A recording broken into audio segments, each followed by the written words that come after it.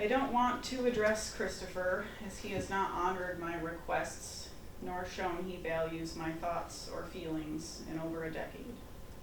Instead, I want to address the court and those present today. On October 7th, 2022, Christopher entered my home while I was asleep, lurked outside my bedroom, then attacked me, strangling me in bed.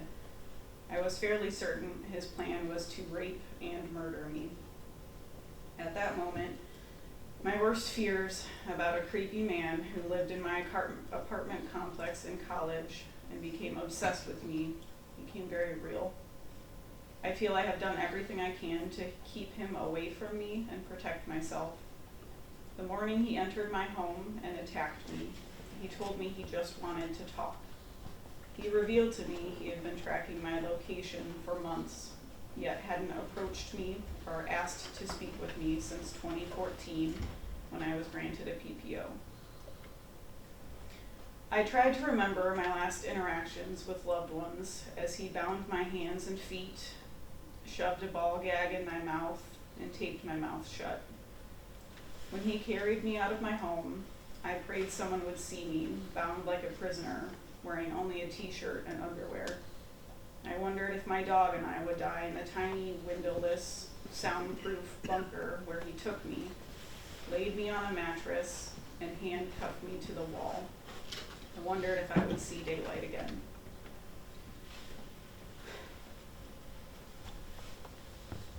I shook and sobbed after he raped me. I wasn't sure he would stop.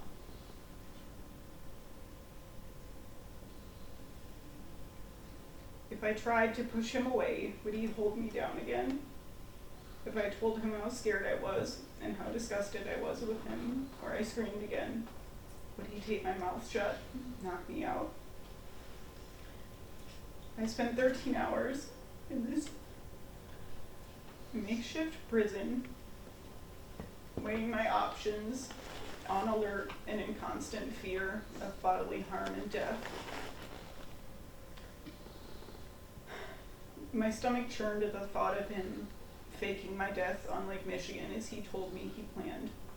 I imagined my family and friends searching for me, only for me to be held captive a mere quarter-mile from my house. Once I escaped, I endured a grueling 11 hours at the hospital. I was poked and prodded during the SANE exam, given precautionary STI medication. I lost 10% of my body weight the first week after being kidnapped from the STI medication, and how painful it was to open my mouth due to the trauma from the ball gag. I feared Christopher would search for me at family and friends' homes, so I made several painful phone calls to them, telling them I had been kidnapped and raped, and begged them to keep themselves safe.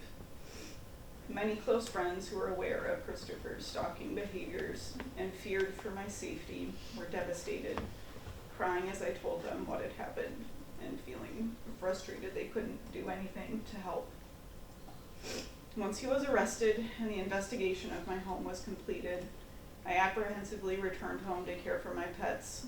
One of my closest friends spent the first few days back home with me. She spent 3 hours meticulously removing Gorilla Tape residue from my knotted hair so I wouldn't need to cut chunks of my hair off. I woke up sweating with a racing heart at 6 a.m. every Friday morning for 3 months, my body seeming to remember what happened on that Friday morning when he broke into my home. To feel safe returning home permanently, I invested in home security equipment and reluctantly accepted a new responsibility of owning a firearm. Despite these precautions, I worried about being followed home by a stranger, or that the person knocking on the door intended to assault me. I became easily startled in public places and even in my own home, which made having visitors a double-edged sword. I felt too scared to be alone, but I'd jump at unexpected noises my visitors made. In the attack, Christopher choked me and violated my body. In doing so, he also smothered my independence, which he claimed he was so attracted to. I struggled for several months doing things by myself. Common things like walking the dog, checking the mail, going grocery shopping, sleeping, and exercising. As a single woman, I used to do all these activities on my own without fear. My career in social work, which I pursued 7 years of higher education to attain, has been my passion and my sole means of livelihood for the past 6 years. And now my work helping people through novel and difficult situations has seemed both insignificant and impossible while grappling with the trauma I suffered at Christopher's hands. I was prescribed medication for post-traumatic stress disorder to help with anxiety, concentration, and sleeping.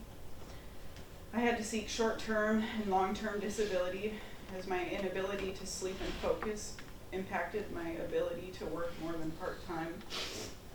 To this date, surviving this horrific crime has cost me $4,500 on therapy and an estimated $40,000 of lost wages. I worked from home, so throughout the day I was in the location where I was strangled, bound, and gagged. I no longer felt safe in my community as I drove by the storage unit where Christopher imprisoned me every time I left my house. My roommate, startled by the attack, chose to move with little notice, leaving me alone to pay my mortgage and alone in our home at night. Facing this challenge, I listed the home I had worked so hard to make my own for sale and spent the spring packing my belongings. The financial impact of selling my house was significant as mortgage interest rates had doubled. I struggled to find any affordable home to purchase or rent. To this day, I struggle to sleep at night. I check all my doors and windows to see they are locked.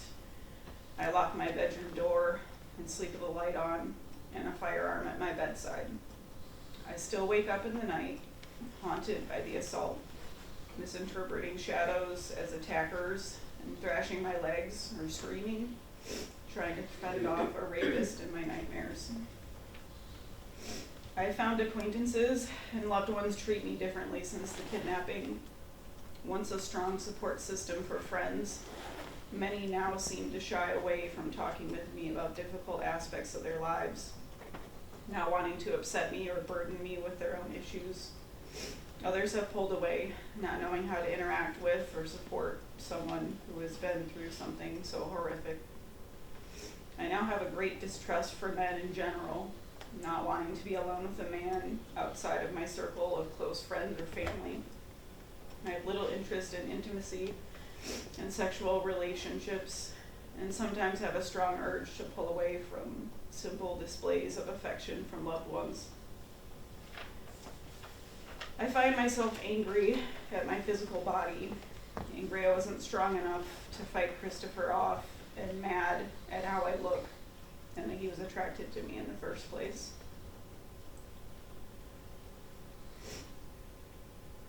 In my eyes, there's no appropriate restitution for what Christopher took from me. No words or money can restore the time, energy, privacy, and dignity that he took from me. He stalked me for 13 years and attempted to follow me across the country.